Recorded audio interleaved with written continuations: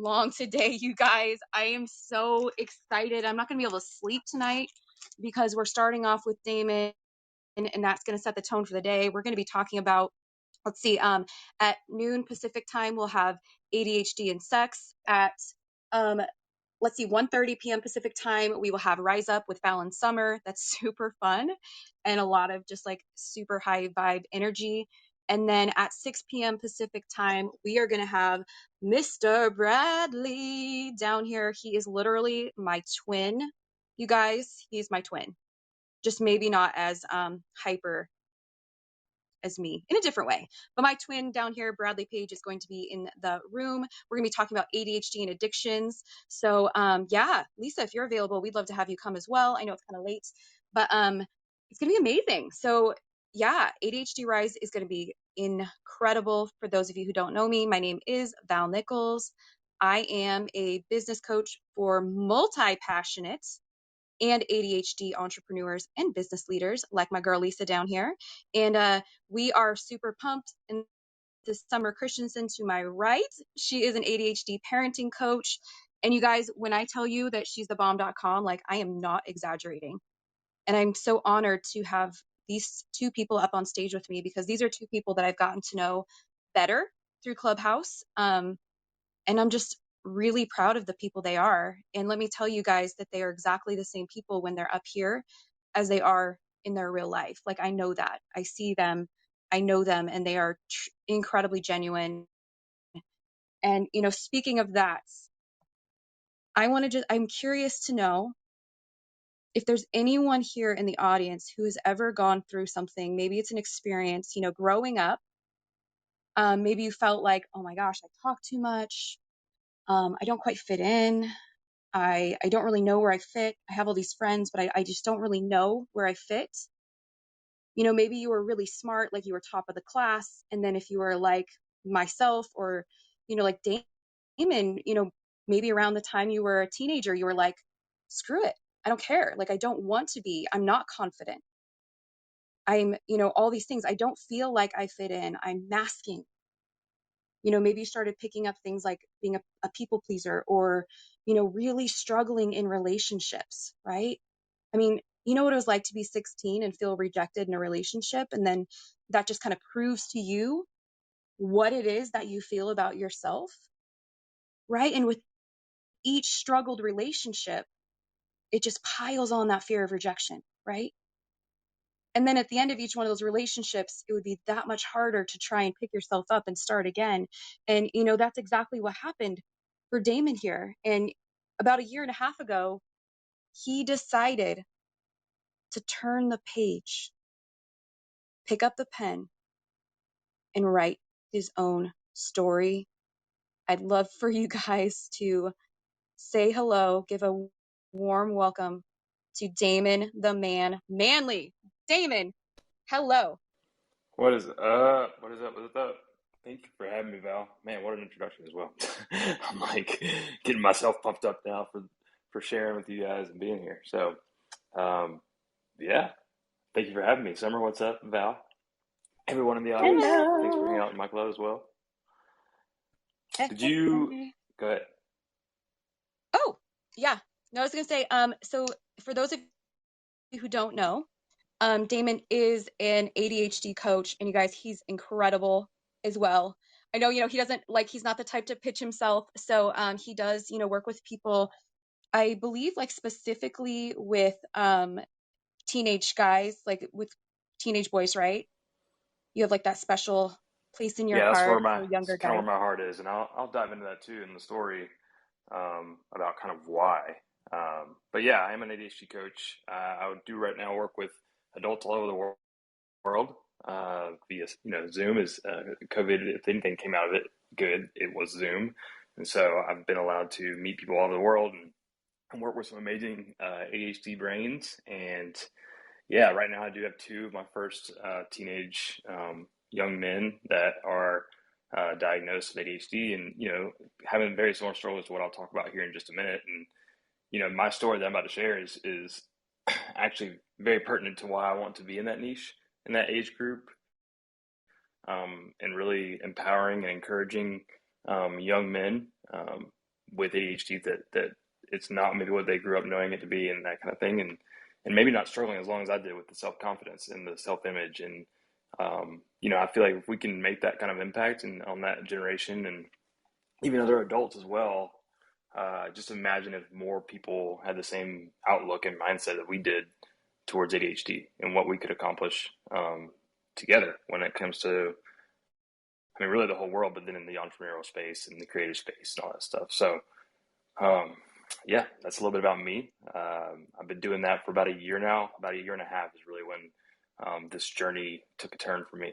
So, would you like me to go ahead and get started, or how do you want me to do that? Yeah, I would love to know, because it's really easy. And I know people do this with me as well. It's kind of like, it's easy to look at you now, right? And go, yeah, that's Damon. Like he is the winning with ADHD coach. He just hit 11,000 followers on Instagram. Everyone say, woo, woo. Oh my gosh, what a milestone. And I know, right? So, it's easy for someone to look at you and go, yeah, but it came easy, right? Like, oh, he didn't go through what I've gone through. Or somehow, like there's a tendency for people to kind of separate themselves and say, oh, but that's Damon. That's not for me. I can't do that. But I would love to know, because I have gotten to know you and your story a little bit more. Like, what was it like for you growing up? What were the things you experienced? How did you feel growing up as a kid that, didn't know you had ADHD? Because he got diagnosed later in life at 25. Um, how did you feel? Like, what was? Absolutely. And some of y'all that were just in the live, you got to see kind of my whiteboard. It's been really great last couple of days of just reflection and really drawing out my own story. I don't do it very often, so I am selfishly going to enjoy this first of all for my own reflection and journal time. But yeah, so childhood, like you said, I grew up not having any idea that I had ADHD. I actually thought I was the exact opposite of what ADHD was, right? Because I wasn't super hyper, and I actually was, as I explain it on my website, I was at the top of my class when it came to grades and behavior. Kind of the teacher's pet, the nerdy guy, right? Like I enjoyed being a respectful, honorable student, making really good grades, and the teachers, and I was part of the music, club and stuff like that. And so I kind of flew under the radar there, and did really well in my parents' eyes up and through, eighth grade. I was actually kind of expected to make straight A's and to behave, and I was terrified if I got told to be quiet in class, just because I didn't want to, get that condemnation from my parents. That said, my parents were never married. I grew up in a split home and joint custody. So I would go back and forth between my parents, in the middle of the week. And so that lack of consistency that we with ADHD know very well, I knew it at a very young age in a very different way, in that I was traveling every week, packing my bags and going back to my mom's or back to my dad's. But in reality, also, my dad was in the highway patrol, and I didn't get to really see him that often. He was really, really busy on the streets and stuff like that. And so my grandmother had a big part in raising me, his mom, and she was very much a lot of the expectations that were there of legalistic and high standards and things like that. She, I grew up going part time to a Catholic church, and the other part I was going to kind of like a non-denominational church, right? So one was very hoorah and free flowing and free, whereas the Catholic Church, if anyone knows, it's also just very structured and definitely like they have expectations, right? And there's a lot more things we need to do and stuff like that. So she definitely had that culture as well. So this idea of people pleasing came to me very, very early, in that I knew very much what was expected of me by my parents. And so that, to be said, was like, again, just where that people pleasing came. And I I performed very, very well, and learned how to mask at a very young age. And at about 4 years old, I went through a custody battle. Um, Kind of this thing that got to this joint custody idea. My grandmother actually accused my mother of abusing me physically, um, and so I don't remember much about that time for about 18 months. And but I do remember what the result of that was, and the result of that was a lot of tension between my parents. And every time we would meet to, change hands and things like that, right? It may be arguing or things like that, and I would feel like the mediator, which again leads to this idea of RSD that I often talk about. I think that was the root. I've diagnosed that as kind of like the root of my RSD, is wanting to mediate and be a peacekeeper and not feel that my parents were fighting because of me, right? And so I would try my best to keep both sides happy. And yeah, so fast forward into schooling and into high school. Again, I had another big milestone of kind of this people pleasing aspect where I hadn't been seeing my dad very much, but I wanted very much a relationship with my dad. And so this time came when they realized the consistency was having a big toll on my grades. And I say big toll, I wasn't making straight A's anymore. I might have made my first B in 8th grade, right? So it wasn't a big toll, but it was a massive red flag to my parents. And so they were like, we need more consistency. And so it was up to me to decide which parent I was going to go live with. And a lot of you do know me, and if you can imagine what it means to me to have to decide between my parents, in my mind, I'm telling one parent that I love them more than I love the other one, right? And so, not to mention that for probably 6 months to 8 months, I didn't think it was even an option that I could live with my dad. So I was telling my mom the whole time that, I'm coming to live with you, and I'm going to go to this school, and this is what we're going to do, and my dad will be okay because he doesn't see me anyways. Well, then my dad found out, and he confronted me about it. And again, he kind of even put that thought in my head, like, okay, well, why don't you come live with me? Why do you think that's so unrealistic? And that, in my head, I'm like, man, that does sound good. Because I've never had a relationship with my father. Nothing intimate, right? It was just like he picked me up on a Friday and we'd go to the movies, and he'd bring me back to my grandmother's house and drop me off. So I then blindsided my mom one day on the way to school and told her, hey, like, I think she knew it. She could tell in my voice that, like, what was happening, but she wanted me to say it, right? She wanted me to stand up for that. And so I told her, like, I think I'm going to go live with my dad full time. And I did. So I moved to Orangeburg, South Carolina, which I'm not sure anyone here knows what Orangeburg is, but it's the biggest county in South Carolina, but also like the most rural. There's like nothing there. There was a Walmart in my school, and we had a Chick-fil-A, and that was really it. And so I went to live there. And that's when I had my real first encounter with ADHD. My stepbrother had ADHD, and it even more reinforced my idea that I didn't have it, because he was very much the hyperactive type. And I wrote down on my board right here what I was trying to reflect on, what I was thinking whenever we would spend time together. He was much younger than me, but I definitely remember, like, I would describe him as annoying and really, really bad. And, but he was also a really, really awesome athlete, and he was really clingy, right? So now, and then we'll get to it in a little while, like what that feels like to me now, having a little brother that I used to like think those things about, and now that I have some of that. So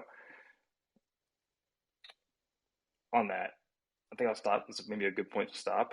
That was my first point that I kind of really started to understand what ADHD was. And I'll let maybe Val ask another question to see if that kind of answers. I have a lot more, obviously, but on that, I'll mute for just a moment. Ooh, Oh my goodness. can I make a Yeah, comment on absolutely. that? Yeah, sorry. So Damon, I keep thinking, so it's so interesting to me because I don't think I recognized until I was an adult that people that had ADHD weren't like super hyper and crazy, which for obvious reasons. I was super hyperactive and I was always getting into trouble. And the more people pushed me to be better, the worse I got. So I just think it's so interesting to recognize what your story is, because I think it's so different for everyone. And like you said, like you were talking about, you didn't really, you never, it reinforced the fact that you didn't have ADHD because of your brother. So I just found that I'm kind of putting pieces to the puzzle together a couple times today. Um, And it's so interesting to me. We have to own our story for whatever it is. And the more and more I've been on Clubhouse, the more I am recognizing that people really did have this masking ability. And I just think about the fact that I really did the opposite, which I was like, screw you, I do not care. The more you want me to be better, the worse I'm going to be.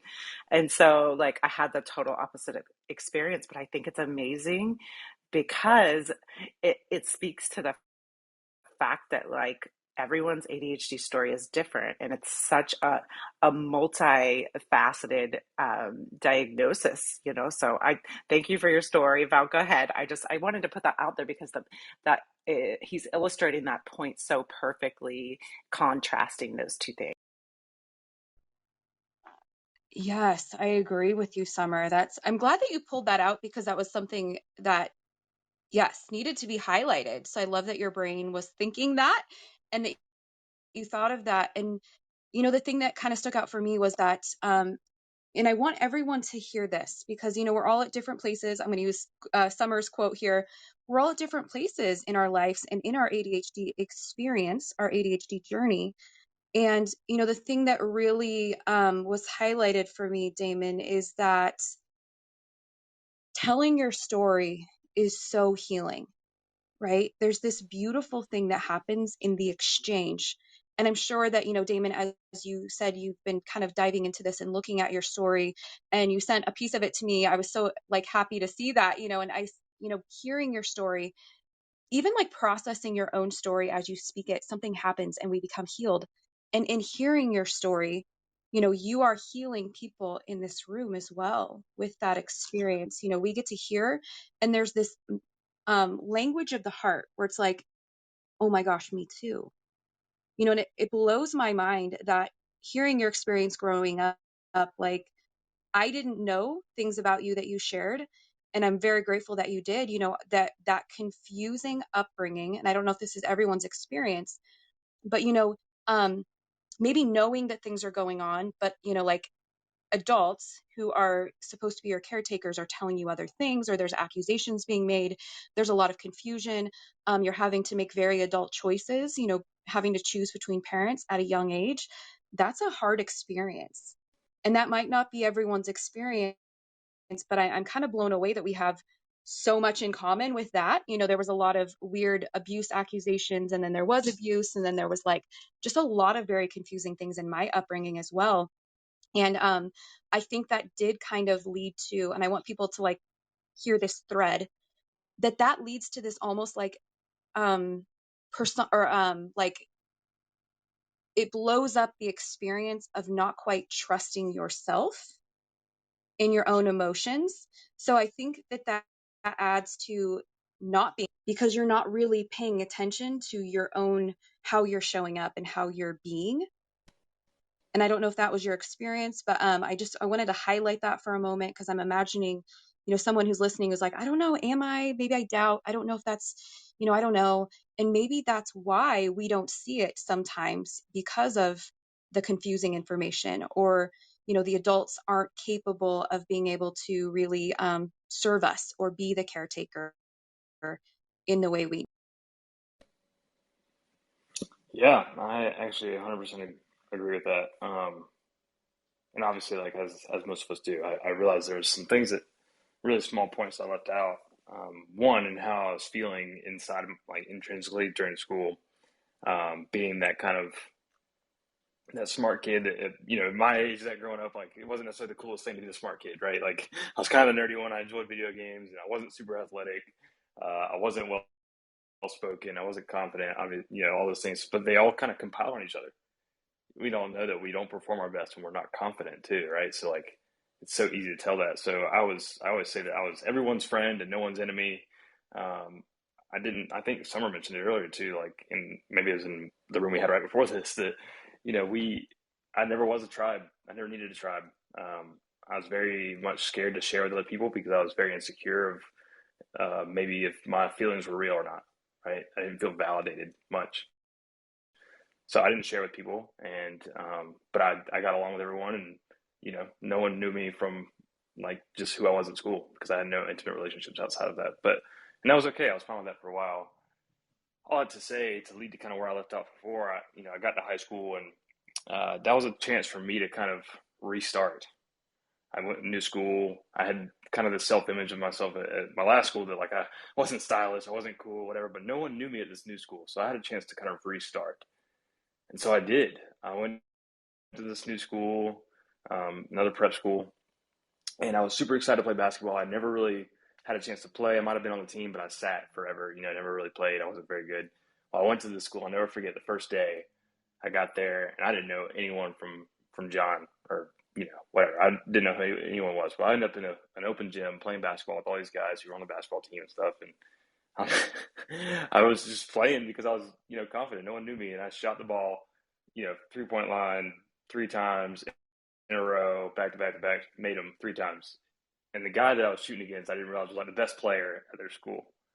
And that idea of not knowing, it like made me not care like who I was playing against. So I did that, and all of a sudden some confidence came over because they were like asking like, who is this guy, whatever, whatever. Well, very quickly after I started going to school, I felt like again I was being a fraud, and so my confidence in my own head, right, starts like just naturally degrading because I'm like, they're gonna find out that those three shots were just the only 3 shots I've ever made in my life. No, not really, but like very, I was not that good. At least in my head, I wasn't that good. I didn't believe in myself at all. I still did really well in school, but it was a little bit more acceptable to do well at that school. I played sports. I did all those things. I got involved with girls and had relationships and things like that. And I definitely went from finding my identity and how I was doing at grades to the point where I could coast through and do just fine in school. But I found my identity now in the relationships that I was building, which again, if you can think about RSD and what that means, I went through probably 10 or 12 girlfriends in high school from ninth to 12th grade. Never once did I end the relationship. It was never my choice. So like, again, just compiling that rejection and then storing it like, it's always my fault. It's always my fault. It's always my fault. And like just building up this guilt of I'm not good enough and like I'm just made to be rejected, right? Um, and so that was kind of the theme of my college years or my high school years. And then at home, I had a stepmother who didn't trust me at all. No idea why, but she would make false accusations. And it was very emotionally abusive. And I didn't realize until after I got out of school because I'd been like kind of gaslighted into this idea that I was a bad kid and that I wasn't worthy of trust or anything. In reality, I didn't do it. I stayed in my room and played video games most of the time. But for some reason, there was just this tension between us that, I was having to put my phone on the counter at night and plug it in. They would go through it every night and look at all that stuff. My dad had a tracker on my phone as if I was some, inmate and that I had to be held, accountable for all these bad things I was doing. But I had never really done anything outside of, maybe telling a fib every once in a while. I had never experimented with alcohol or drugs or anything. My dad was a highway patrol officer for Pete's sake. I couldn't get away with anything. And so I was just, I felt trapped in my own house from ninth to 12th grade in that relationship as well with my stepmother. And I felt like I was the one again to blame. Maybe I didn't understand what I was doing wrong. But in reality, I was staying home and I was focusing on things I was interested in and holding in all the other stuff because I didn't want any drama. Well, then I had the opportunity to go to college. And first semester of freshman year, I almost failed out. I was on academic probation. I'm sure you can all tell why, because I get there, I have no accountability. I never had to study in my life because I was just, decent at school and I could fly by the seat of my coattail. When I get to college and I'm on academic probation at the turn point of the semester, and I was basically told either I pass or I come home and, I find a job. And I did not want to do that. So I pulled it up from a 1.8 GPA my freshman year to a 2.1. I finished my freshman year with a 2.1 GPA average, or GPA, what grade point average, I guess is how it goes. And so I passed, I got to stay. But during that freshman year, I had developed some habits of drinking and hanging out with friends and really not caring about, school. I had, like I think Fanzo said earlier, I had a great time at school. I didn't care at all about my classes. I loved the College Charleston, but not because of the classes. I would paint up for basketball games and and hang out with friends on the weekends and stuff like that. Um, but yeah, so one of the bigger turn points came in my sophomore year. I'm painted up for a basketball game, hanging out, and we beat LSU, go Cougars that weekend. And one of the friends that I hung out with was hanging out at another volleyball game the next day, and all my other friends that I live with and all that good stuff, they were out of town. Well, I'm sitting at home. I'm on Facebook as I normally am. I'm a loner. I was an introvert, so I didn't care to go out by myself. So I'm on Facebook, and I see a picture of my friend Ricky and two lovely ladies sitting next to him, and I'm thinking, as I usually do, I need to be in a relationship. So I'd see two attractive girls, and I'd text him saying, hey man, what you up to? Even though I knew what he was up to, I saw it on Facebook. I know he's at a volleyball game with two girls, but I knew he was an inviting guy, so he invited me to come hang out with him at his volleyball game, and I did so. I didn't talk to the two girls at all. At all. Again, coming back to that confidence issue, right? I don't know that I even like looked at them the whole time. But for some reason I had this image in my head that I would go up there and woo them by hanging out with them in the volleyball game. But I don't know. I just wanted to feel that I was included, I guess. Well, fun fact, one of them is now my wife. Kelsey was at the volleyball game. If y'all know my wife, Kelsey, if y'all have ever seen her, she's amazing, beautiful woman in my picture, in my PTR. But I met her that night, and we, after the game, the next day, went and watched High School Musical and baked cookies. And I found a new group to hang out with that I felt accepted in. And just is weird, right? Like that's a little weird, right? And in sophomore year of college, for me to enjoy baking cookies and watching High School Musical. But I think it depended on who I was with. And I didn't feel this rejection from anyone, and I was able to kind of be myself and not put myself in a risky situation of drinking underage or feeling that I was going to shame anyone or disappoint anyone, that kind of thing. So I fast forward, I hung out there for a bit and got involved in a new club and all that stuff, and really was starting to feel like myself until I started struggling with school again. And I didn't know what it was. Like I was then putting in the effort because I was scared that I was going to fail. But all of a sudden, when I get into the test, I would choke. I would forget everything. And I think what it was is I was putting so much pressure on myself to perform from all the structure that was built up around me from my parents and grandparents that I felt this pressure to perform that I would get anxious in the test. So I heard that test anxiety could be solved from ADHD medication. So here's the second time that I was introduced to ADHD. And so I started experimenting with Adderall. Took it twice without a prescription. One time was to pull an all-nighter for a test that I needed to study for, obviously, like it was in most cases. And the second time was to actually take a test, like a final exam that I had to pass or else I wasn't going to pass the class. Well, I was very naive and I did all the communicating to get these pills through Facebook, and my dad, as y'all remember, was digging through my phone. So I went home for Christmas, and he found out that I had bought these pills illegally, right, and that I used them. So in my head, he confronted me about it and said, "Hey, if you need it," but he was very angry. So he says this, and he was very angry and very disappointed and didn't trust me, that kind of thing. And he said, "If you need it, we'll get you tested." And in my head, I'm thinking, there's no way I'm going to get tested because now you think that I just want them for recreational use, and I did not want to be seen that way. So I was holding in the shame now of going and getting these pills, even though they helped me, which then pushed it to 25 years when I finally tried to get diagnosed.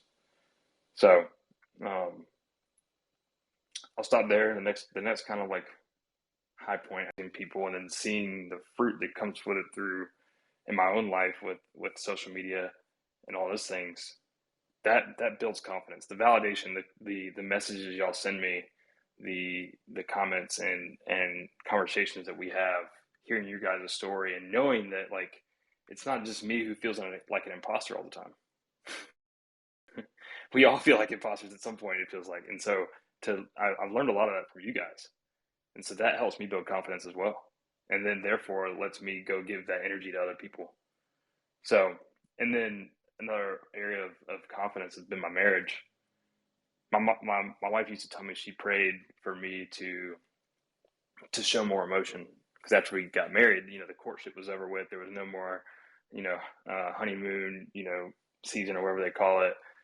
And so I got kind of emotionally cold, as I would describe it. She probably wouldn't say it that harshly, but I would say that. Like, intrinsically, I was feeling all of these intense emotions, right? But I was scared to show them to her because I didn't want her to run away or whatever. And so it was all a stem from that RSD that Val mentioned earlier. I didn't want to feel rejected by my own wife, so I would mask my emotions even to her. Not that she would ask me to. She wanted to see me. She wanted to know me, but I wasn't even letting her into that.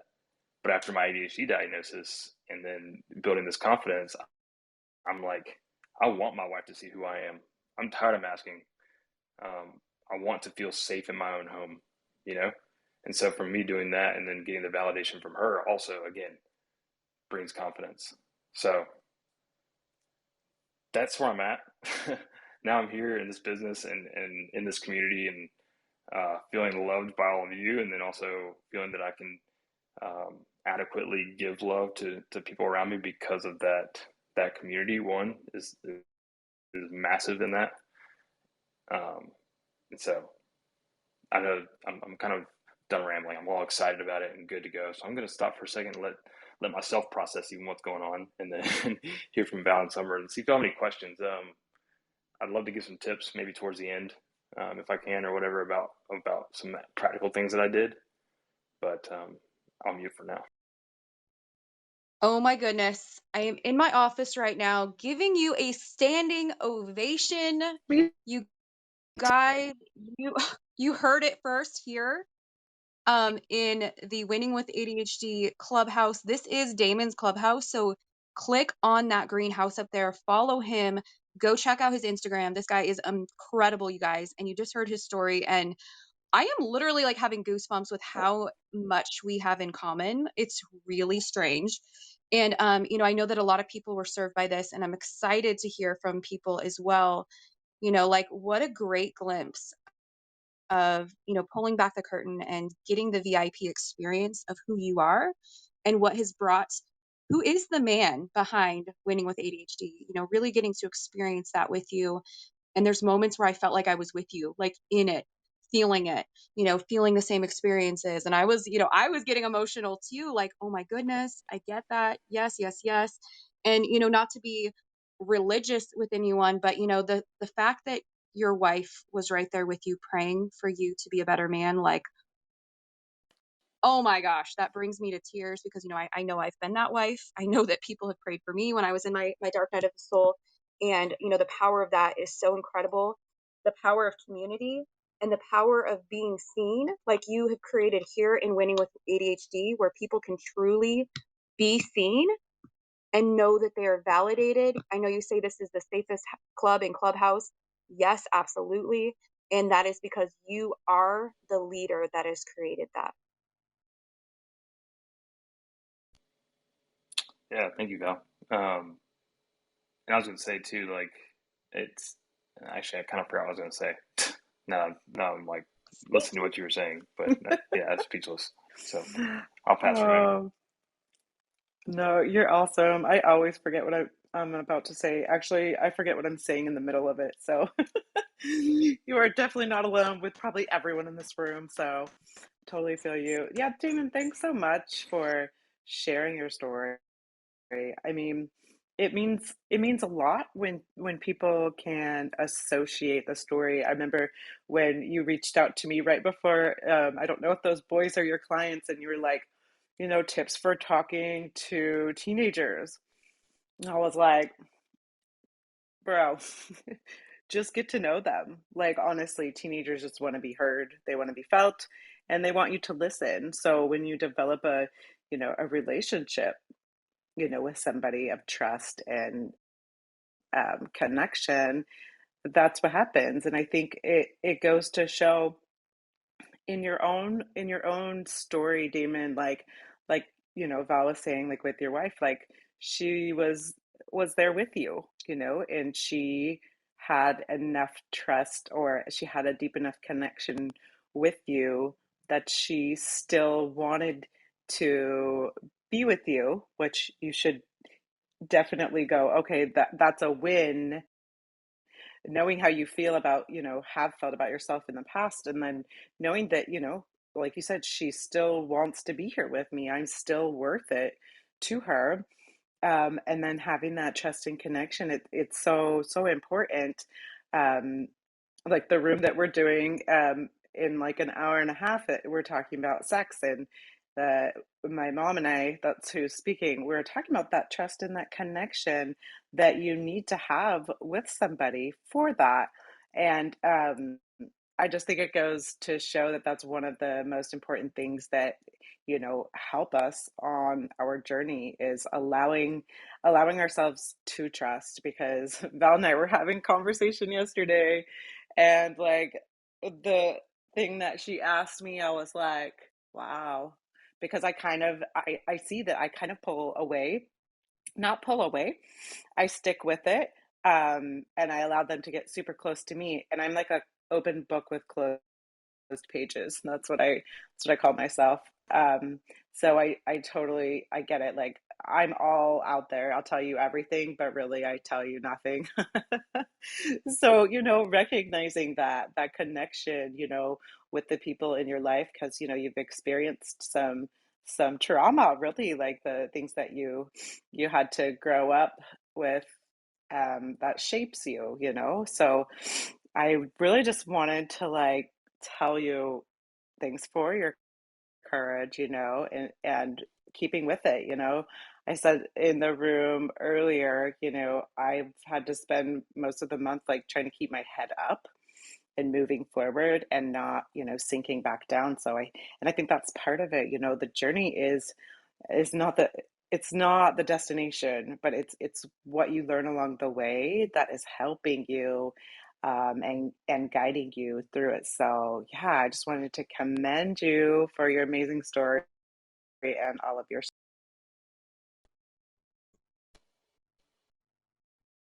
Gosh, yeah. And then I want to hear from Chris as soon as I have this comment, like I keep, and this is something, again, like not to, this is not about religion. It's about, I definitely believe in the scripture, and I keep thinking, and I had a word for Damon the other day, but I keep thinking of like that valiant warrior. Like literally, that's what I see when I look at you, Damon, is that like, you don't even see how much of a valiant warrior you are in this moment, but look down in the audience and look at each person that you've impacted. And this is just a fraction, right? Like you are that valiant warrior who is leading the way for so many. And, that's such a gift for all of us. We have some very powerful leaders in this room, and we all get to kind of like open that space and, do our craft, do what we're passionate about, and, being that valiant warrior.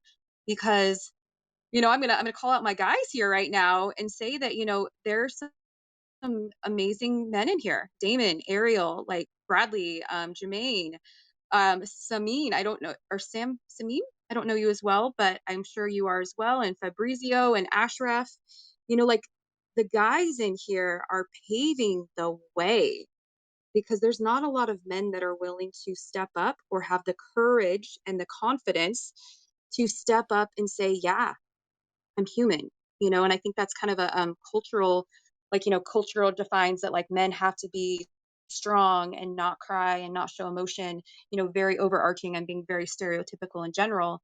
But like a lot of times the men aren't as courageous and confident as you guys are. And you guys, I have definitely just learned so much from you, and I admire that a lot. So thank you for being that. And you've got some fans up here. Let's hear from Chris and Ari. Hey, so Damon hates it when I do this, so I'm sorry. Not sorry. That was incredible, my dude. So here's the thing. I have a background in storytelling. So he's like, hey, can you walk me through some stuff? So I did. And I just wanted to say, you nailed it times a million. You're incredible and you got this. And I'm excited to keep supporting you down this journey of not only telling your story, but creating new stories every day. My name's Chris, and I love you. I love you too. Thank you, Chris. Yeah. And these are not just fans up here. These are like family to you guys. Oh, man. I love you. Oh my God, that was amazing. Damon, you were like the first Clubhouse ADHD, interaction that I had, and we hit it off real early, and in my Clubhouse education, and you've been instrumental in my Clubhouse education, because the room that you do I can proudly say the room that I get to participate in, the room that we do is it's so educationally based. And I know you hate when I do this too, but I'm actually asking because I want to know. You know, can the piece that you left out is the piece that you by nature would leave out is the last chapter, which is from the time you started winning with ADHD to launching your website, better done than perfect. And then you had this the mini mastermind, or accountability. And I just I was blown away when I just heard and then saw your follower count. And I don't know the exact numbers, but that's blowing it out of the water from when the last time I think I knew your numbers. So I'm just really curious, just what's going on in the progression of your career, because we're just, so excited, and you don't self-promote enough. And, so your self-promoters, which are pretty much everyone below you on the stage and below the stage, needs to know, because we need to know what is Damon Manely doing now, and what are the thoughts for the future. And I'm Ari, and I'm Well, thank you, Ari, for putting me on the spot. Yeah, I love you guys for holding me accountable, and yeah, don't talk about it. It actually is really important. The last chapter, I mean, yeah, I was diagnosed in May of 2020, and I spent about 6 months, 8 months to really, really dive into ADHD, and I felt so much confidence from it that I wanted to continue feeling that, so I wanted to learn more, right? And so I kept diving into it, and I had always kind of had this dream to be a coach, and it wasn't really even just for ADHD. It was for entrepreneurs and leaders and people struggling with confidence. Because once I felt that like change in my life, I was like, I want other people to feel this, right? Well, once I learned so much about ADHD, I was like, man, people with ADHD, we with ADHD need this more than even like, I can still help those entrepreneurs and those business owners and those people that struggle with confidence, even if they don't have ADHD. But we specifically need people that understand our brains to be able to tap into what makes us feel confident, what is taking our confidence from us, right? It's not even just the failures, right? Because we tend to be super resilient, but it's also often like the negative self love, and we burn out really quickly because we give more energy than we take in, and things like that. So I was like, I need to labor in that industry, and that's where I am now. And when it comes to the winning with ADHD and the actual brand and kind of what this means to me, one is that RSD. Oh gosh, Sev, I saw you sitting down there. So really quickly, I met Sev yesterday actually in a call. Man, so this is cool that she's up here. But now I'm thrown off because I'm excited. But I started winning with ADHD because the club itself, I kind of got addicted to this idea of putting myself in uncomfortable situations. And the most uncomfortable situation at the time was public speaking. And so why not start a club and force myself to host topics every day and like kind of bull my way through this RSD, right? And hope that it goes well. and man, did it. Like here we are again, and I'm sitting here talking about you guys like Chris and Ariel and Val, Summer, Laura. I mean, you're all really, really awesome friends of mine that I've gotten to know fairly well in this club and in this space, and y'all have been such amazing supporters for me. And so like now winning with ADHD is mostly just a testimony to that journey, right? To winning over RSD, which is still a battle every day. It's not to say that I've made it and that anyone that, works with me is going to make it or cross some finish line, right? Like it's progress is not perfection. And so my goal is just to help people see progress in their lives and find joy, and it doesn't even mean that it's like through any scientific, like any groundbreaking material, right? It's really just partnership, process, and structure that I offer to my clients, and to anyone really in this community as well, right? So that's what I form those educational rooms around, is process, structure, and partnership, which we're all partners. So I kind of got into a ramble there, and I'm sure I wasn't as concise as you would like me to be, Ariel. I'm working on the self promotion. Um, yes, No, but that's what I look. aside from self promotion, I guess I'm really asking from a practical standpoint, because I really want to know, um, the accountability thing you did that go as you expected, and do you have like the next round of it or something like that, coming up? Yeah, so I started the ADHD Winter Circle, which is a group coaching. We meet twice a month on the first and third Wednesdays of every month. And last month was our pilot session. I think I had 5 pilot members, which is awesome. Got to know them really well. Some of them were from Clubhouse. Um, I'm still going to be doing that, and it is open for anyone who would like to join. And if you would like that, you can send me a DM. I'll shoot you, or shoot me your email address, and I'll shoot you an email with some awesome information about it. There's really cool things that go into it other than just the meetings. But I'm also trying to develop an inner circle kind of within the ADHD community outside of Clubhouse and Instagram and stuff like that, right? It'll be more in the form of a Facebook group, but it will be, we'll have weekly lives, and there'll be downloadable content there, more of like the tangible educational stuff, right? Whereas it's hard to do that on the Slack and on Clubhouse, especially. It's hard to do that, but it'll be a place where, I'm hoping to get it to 100 members within the next 2 weeks. So that'll be much. That's like a really small amount of money, but that's just my goal, is to build this massive winner circle for ADHD, that where we just like work on mindset together and grow together, hold each other accountable, things like that, and really just to hold a safe space for us to build community. Really, it's mostly for the people that are on my Instagram, the 11,000 people that are on Instagram that don't have and don't realize what's going on like Clubhouse, right? Where we have this awesome community already. A lot of them feel alone. They just see somebody in a reel and they still don't have connection there. So, um, yeah. Does that make sense, Ariel? Does that No, that's better explain that? awesome. No, I hadn't gotten the update, and you've been away, and I've been away, and so that's great. And I will say one last thing, which is that, because I'm your self promoter, if you click my picture, it has the link for the Winning with ADHD Slack channel, and we'd love to have everyone come and join.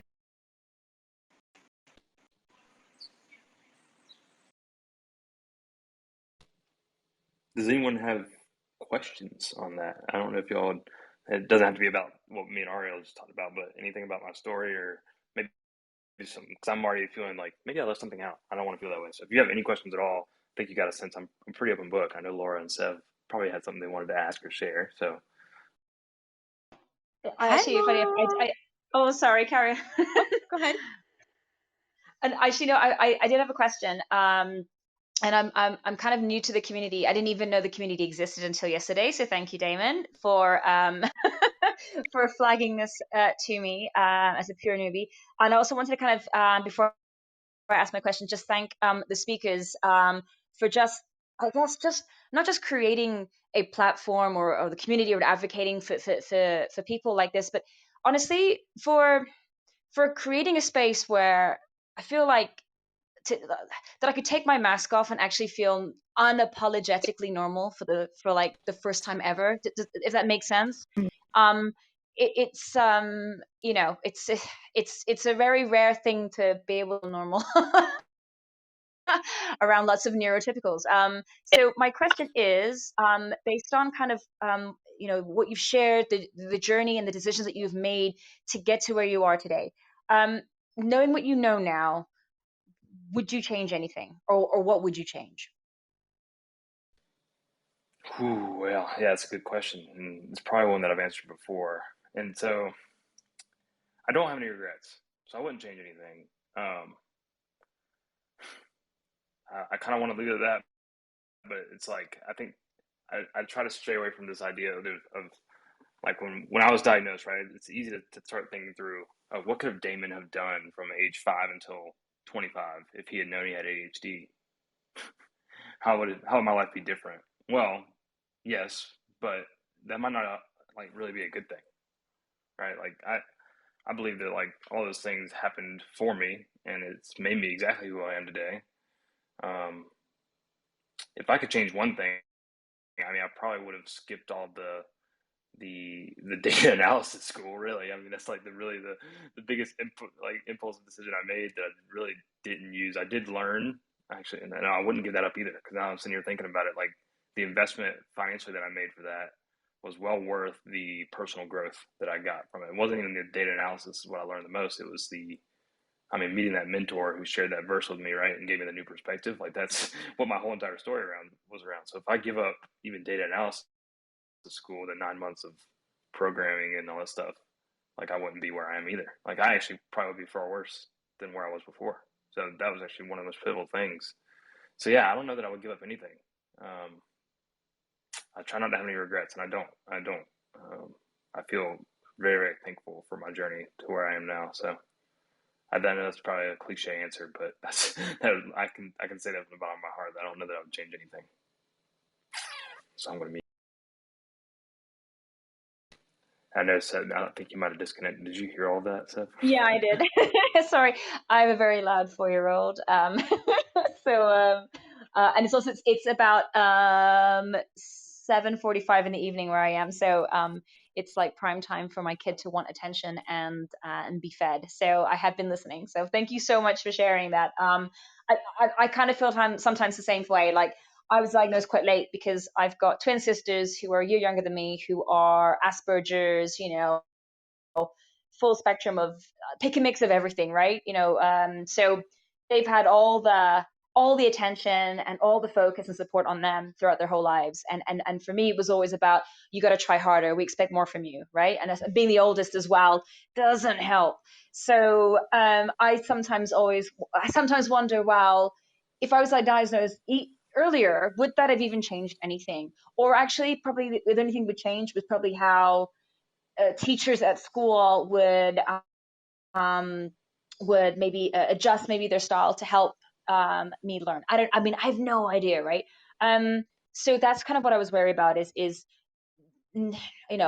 getting diagnosed later on wasn't great. But what I did realize is that I was diagnosed when I was in university, and then 10 years after that, I went for a re-diagnosis so that my work could, I guess, allow their HR budget spend a bit of time and money on training that would really, really help me at a managerial level. And when I did the second assessment 10 years later, I seemed to have passed with flying colors because the judgment was that there was nothing wrong with me. And so I'm kind of thankful that I did go through the process because if I didn't, then I would still be sat here wondering what the hell's wrong with me, or why is everything so hard, or why maybe I need to just work harder, right? I'm just not good enough. So I think for me, getting the diagnosis was more vindication and kind of a bit of a I told you so to my parents who were really hard on me. More than anything else, it was more like a closure, if that makes sense, to the world being hard on me and me being hard on myself. But I think I wouldn't change that, if that makes sense. I'm glad that I eventually got around to it, because I think if I got it done later on in my life, I would be undiagnosed right now. So yeah. No, absolutely. I think I mentioned like the amount of clarity I got, right? Everything kind of made sense once I got my diagnosis, and all those things that I had like internalized as my own fault and who I was and that it defined me and that's my identity and all these things, like it kind of gave me a bit of like you said, closure towards those things. I thought about a really another part of my story that I'd like to share with you guys really quick, Val, if that's okay. It's Yes, definitely absolutely. okay. We do. We are here for Okay. you. So last May, one of the things that also kind of changed my life and had a big deal with my like kind of developing confidence and self-image, which is something else that was kind of the theme of this, is what I believed about myself. And one of that was like I got back in the gym. And I know I mentioned a lot now. I didn't care at all about how it affected my ADHD, but obviously it helps my brain as well. But I started going to the gym every day at 5 a.m. And for those of you that know me a little bit more than on Clubhouse, like you would know that that's still a goal of mine. I still try to go to the gym at 5 a.m. But what that did for me, it wasn't like this whole I have to prove anything to anyone else. It was more that I could prove to myself that I could get up that early and do something super hard, and I could build my confidence through that. Well, I remember the first day that I did it. I was meeting three other friends actually, really, really good friends and driven, individuals, meeting them at 5 a.m. at the gym. And for all of my punk rock guys out there, I was listening to some punk rock on the way to the gym, a band by the name of Falling in Reverse, and there's a song they have called Lose Yourself, and I was like, it's a screamo song. Well, I'm riding down the road at 4 o'clock in the morning, bawling my eyes out because somehow these lyrics just clicked in my head of like, I'm someone different. I am now someone who's proud of myself. And I think that for the first time ever, I told myself on the way to the gym that I was proud of myself for going to that gym at 5 a.m., something that's not easy to do. And I think I actually meant it, right? Like we say sometimes that we're proud of ourselves for doing stuff, but like at this moment, I actually meant it. And so I bawled my eyes out listening to rock music on the way to the gym at 5 o'clock in the morning because of like, it was just another one of those things that clicked for me. Like there was just so much growth and like good happening during that month. I still say to this day, like May 2020 is like, will probably be one of the biggest months of my life. Just because, ADHD diagnosis, the new school, the gym, all that stuff, like that is a pivotal moment in my life. And yeah, I just thought it would be interesting to share that because like, I don't know if y'all have ever felt that, but like being able to really tell yourself and believe that you are proud of yourself and that you love who you are, right? Like that was the first time I was able to say that. So that for me was like just a big moment, and I can't believe I left that out. But here I am. So I'm done speaking. Oh my goodness, I love that, Damon. It's so true because it's like, I often say that the hardest journey we will ever go on is the 18 inches from our head to our heart.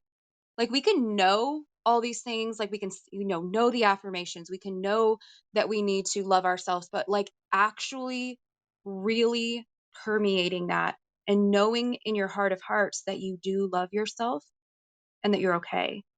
That is a huge shift. That's big. So I love that you shared that. And with that, we've got Miss Laura with her rose-colored glasses. Hello, beautiful girl. Hi. Sorry, 1 second. I'm just in the kitchen and my dog's. I've got a little pug and she's snorting in the background. Hi. Yeah, no worries. You can just let I was sitting everyone there for know. ages. Oh, are you okay? No, You're good? you go. Sorry. Oh, I was going to say, for anyone who's hopping in or newer, then I just want to let you guys know this is the Winning with ADHD Club. We have Mr. Damon, the man, Manly. This is his club. So if you're loving this conversation, hop on up to that greenhouse, follow him. Also, go hop on his Instagram and you can be one of his many amazing followers. He has some great content over there and he does offer the Winning Circle. He's got a couple different programs. So yeah, definitely reach out to him if you're resonating with his story. And we will hop on over to Miss Laura. Hello, my love. Hello again, and hi everyone. Yeah, thanks, Val, Damon, everyone. Oh my goodness, I'm Laura. Yeah, I'm pretty speechless, and I'm just really, really, really grateful for you sharing your story, Damon. Like you said the other day, that I wear my heart on my sleeve. So I'm full on empath, engaging into every single season of your life and testimony. And I had to just stop and ask myself then, I was like, what do I say when I turn my mic off? Because there are just hundreds and hundreds of words and thoughts that come to my mind. So I had to sort of rein it in and basically just wanted to say that I was trying to be really good. I'm not shouting a million things, but I'm just super, super, super grateful for you sharing your story because I feel like although we're all very, very different people, completely different backgrounds, well, ADHD or not, just every single human being has a different story.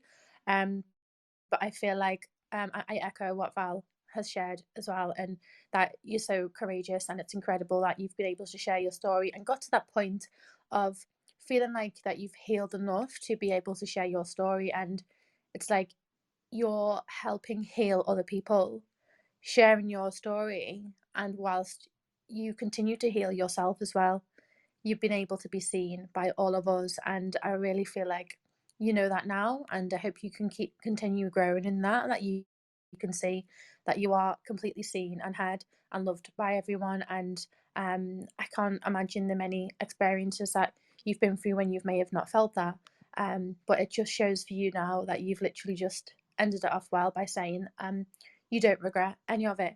No matter what you've been through, it seems like you've been through some really, really difficult times, but it also seems like that those struggles have really, really helped build your strength and perseverance. And if you didn't go through all of those, then you wouldn't be here right now. And it's like, and I always drop in with scripture with me, because I'm quite a new Christian, and in my everyday life, I feel like I can't be my ADHD self and myself who believes in faith. So I definitely, when I was listening to you, all I could like hear in my mind is the scripture saying that I never sort of reiterate something in specific words, but I'm sure you get what I mean when I say that when you go through tests and trials, it builds your strength, your perseverance, your endurance. And yeah, it's like, what's that saying when it says a diamond has to be crushed to be able to become a diamond? And it might sound quite cheesy when you say it out loud, but yeah, I'm just really grateful. Thank you for holding this space. Everyone, well, some of you know here, I'm new on my journey. I am still waiting. I have literally spoke to the doctor about 1.5 weeks ago about getting a diagnosis. So I'm very new. I am a little baby on the journey. But I've been here a few months now, a couple of months probably. I say a few months, it could have been like 4 years ago, but I'm sure everyone will agree with that. But yeah, thank you. I'm super grateful for you sharing your story. I'm feeling really encouraged, and it's been a breakthrough for me because I've wanted to help others and coach for like my whole life. Well, mainly in the last 12 years, and I never ever knew what direction that would go in, and now I realise that okay, I'm not weird, I'm not the outcast, and there are other good people in the world that want to help people. And yeah, I said that was going to be quick, but it's just not a possible thing. So I'm sure we all love you, Damien, and thank you. And I'm just super excited for you and your future and your journey, and everyone else is here, and I'm sure we'll all be grateful to tag along. So my name is Laura, and I am done speaking. Laura, I love you. Oh my gosh. You guys, I feel like an emotional roller coaster right now, and I'm grateful that I get to identify and I can feel my emotions today. But yeah, I feel like this overwhelming sense of belonging, of safety, of feeling like I'm accepted and loved, and then I have this overwhelming outpouring of just admiration for each one of you guys, and celebration, and just like weirdly proud. I guess it's weirdly proud. I don't know. Just very, very proud of Damon for telling his story. And, I know it's scary to do that, especially, your first time really stepping out and being seen and dropping that water line of like, okay, this is the community I hang out in every single day. These people know me, but like now I'm really going to show who I am and share my story. So I'm just so insanely proud of you, Damon, for doing this. Thank you so much for not only allowing us to host the ADHD Rise in your clubhouse, but also for, letting us see you, letting us be in the VIP section of, seeing your story and coming along with you in your journey. And you guys, this is like chapter, this is the beginning, right? Like, it's so funny how the beginning is just, like, this is the middle of the story, right? Like, God is not done writing your story, and you are going to do so many amazing things in this life. I feel it. I know it. I believe in you. And I'm just so grateful that you took the courage and the opportunity to do this. So thank you so much, Damon. And what is the best way for people to get a hold of you if they do want to work with you or if they're interested in learning more about what you do?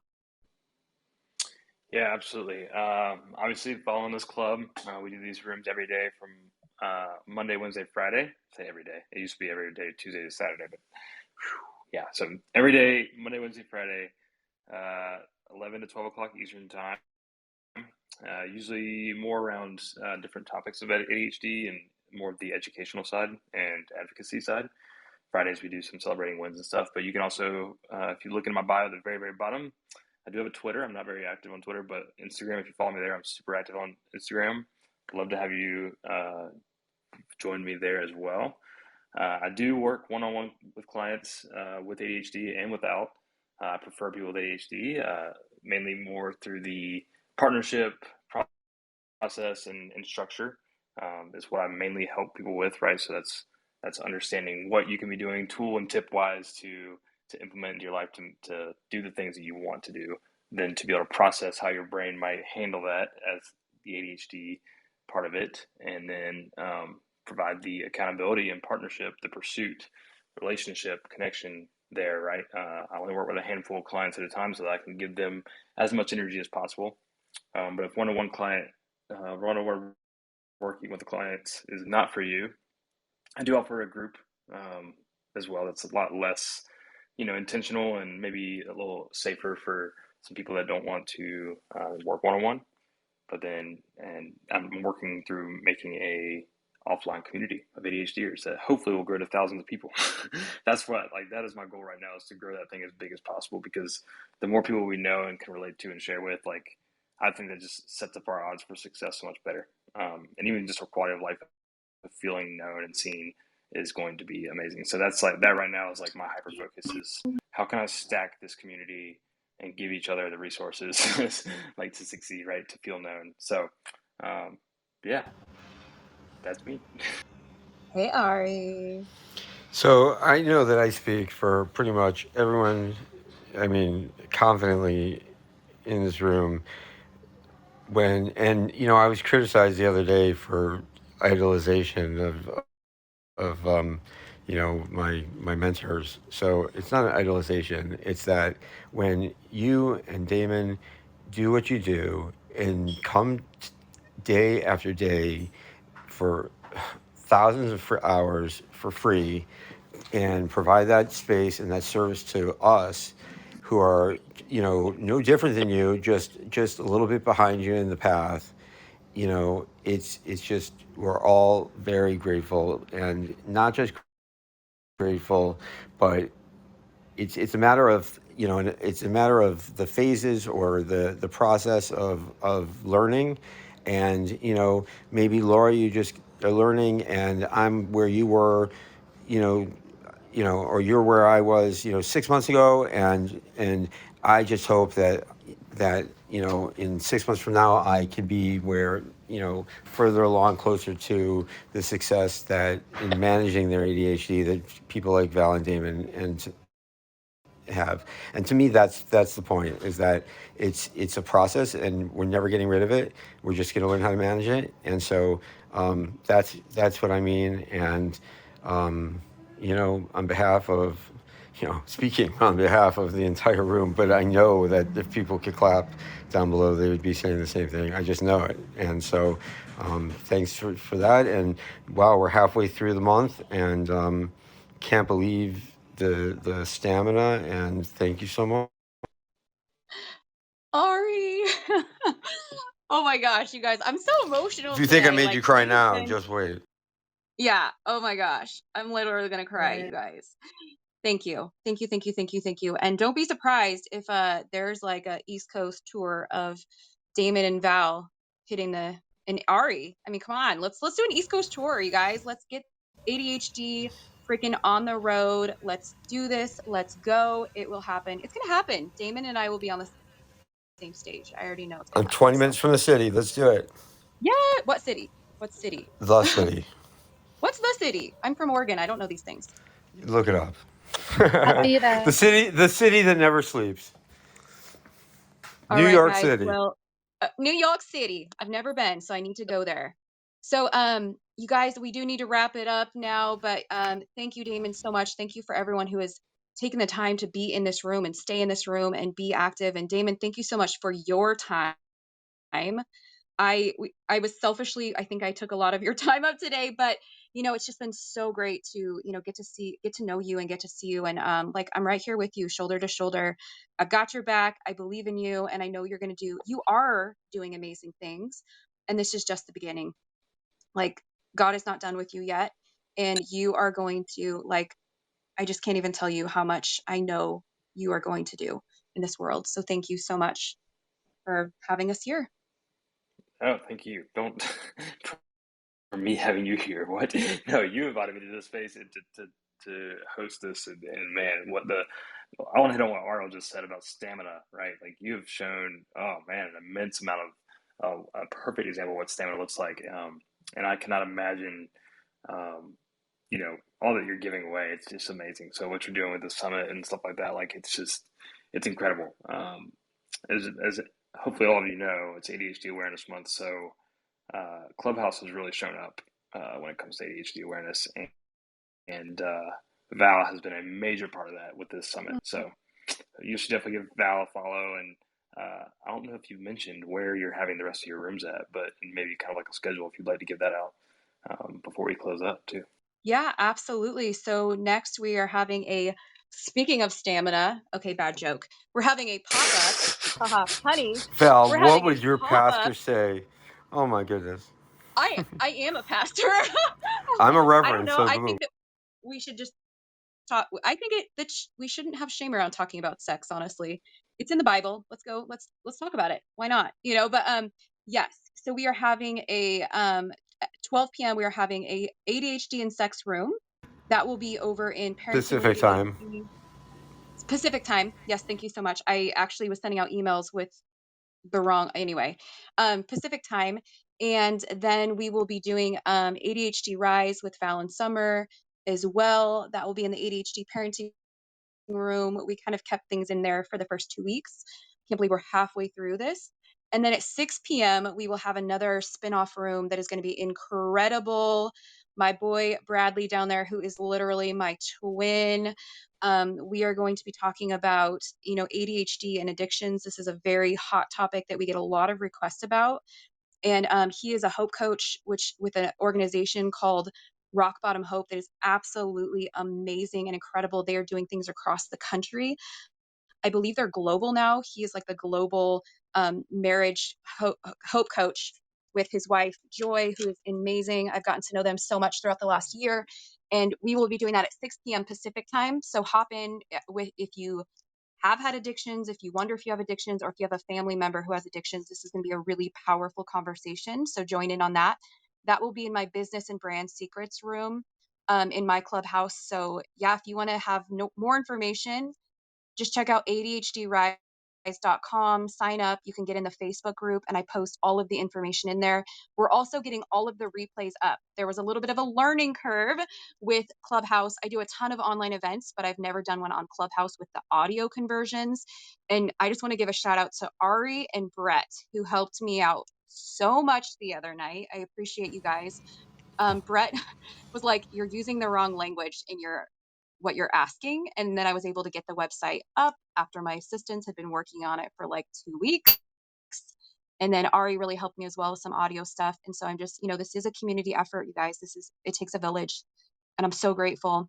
So check out ADHDrise.com for all the information. We have 2 more weeks left.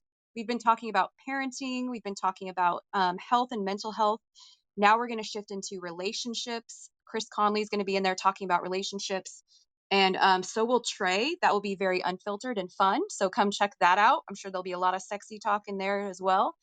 And then we're going to shift into some entrepreneurial stuff too as well, and building your business. So it's going to be great, you guys. I'm so excited to be here. And you know what? When you're an ADHD entrepreneur, you figure it out, right? Like I've been taking calls with my clients at like 8 a.m. I've literally been on stages and then hopped off, got in my car, and been doing this. So like I am committed to this for you, for me, and for us. Because when I rise, you rise. and we rise together. And I think that is one of the biggest things we can take from Damon's share today, is that we rise together. I'm so grateful for you guys. Thank you for being my family. Thank you for being here. Thank you for being my loves. Thank you, Damon, so much. You are incredible. You guys are all powerful. Thank you for holding this space for all of us today. With that, any last words, Damon? Thank you guys so much for being here. That's it. Yes. I'm done. All right, you guys. Well, I will see you if you're going to join us for the ADHD and sex room. We will be live in about 1 hour. And then, yeah, come hang out for the rest of the day. We're going to be having lots and lots of fun. I might even hop in the Facebook group and go live as well. And Damon, we'd love for you to post, if you're not in the Facebook group, post how people can work with you. You can share your links in there, and we would love to support that. All right, guys, with that, let's breathe in all the positive energy, the love, the connection that we created in this room today because you sourced it, and breathe out anything that is holding you back, because you are fearless, you are powerful, you are courageous. Confidence, and go have a day where you are winning with ADHD. I love you, and I'll see you soon. Bye. Thanks, Val. Thanks, Damon. Have a great See you guys. Friday. Bye.